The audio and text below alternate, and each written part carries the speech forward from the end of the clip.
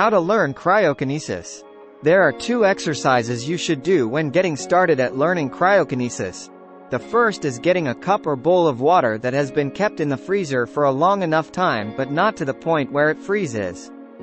Then with this, simply place all your fingers in the water and hold them there for as long as you can. Preferably when you get started, last at least a minute or more. By doing this, your fingers will get used to being cold and you will begin to not feel anything when you put your fingers in the cold water. After you continuously do this, that is where you want to be. An additional piece of information is that you may feel tingles in your fingers or hand after doing this activity, but this is perfectly normal, so don't worry about it. When you are only starting this, don't leave it in the water too long or your fingers will freeze and you will have frostbite. Allow yourself to build up immunity against the cold so when you generate it, you won't feel it. One last thing to know when doing this training exercise is not to run your hands under hot water after you do this. It might seem tempting, but not only will it hurt immensely, it will also lessen your immunity you will build against the cold. Just allow your hands to return to their normal temperature naturally, no towels, clothes or anything to help it in drying out. The next exercise is similar to the first, but it is also an essential thing to do when you start learning cryokinesis. This training method is simple. All you need to do is get an ice cube and squeeze it in your hand for as long as you are able to. This has the same effect as the other method, except since ice is colder than water, it works more efficiently after you are able to hold your fingers in water for a long time. Keep on holding the ice in your hand with a closed fist until it melts completely or until you can no longer continue doing it. Once you can melt multiple ice cubes in a row without feeling much pain, then you are ready to move on to the next steps. Just like before, make sure if you are feeling the pain of coldness at the beginning to release the ice before your hand freezes and you become victim to frostbite.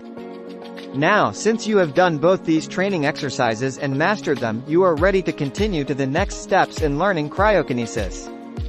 Before moving on, make sure you can hold your fingers in freezing cold water and hold ice in your hand without feeling the pain of the cold.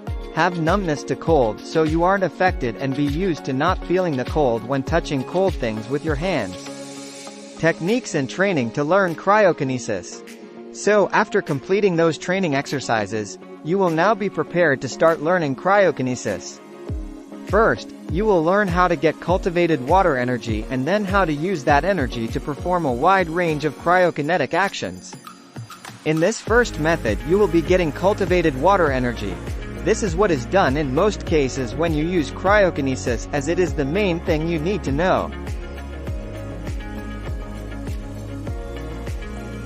Okay, for the first technique you need to stand in a position you would for key breathing. Then close your eyes and picture a circle of waterfalls or a hemisphere of water. Whatever works for you as long as you are surrounded by water. Now imagine energy coming from the water in any color or shape you wish and entering your body, spreading throughout it into every little place. Make sure you picture the energy spreading everywhere so you don't miss even the smallest part. Do this for 5 minutes at a time and multiple times a day until you feel like you have cultivated water energy inside you. The feeling is indescribable once you have this energy flowing through your body, but when it is, you will know and feel it in an instant. It normally takes 2 to 5 days of doing this technique 5 times a day to have cultivated water energy. After 5 days, if you don't feel you have this energy, then don't worry, there is another technique to get it, just read on to see it.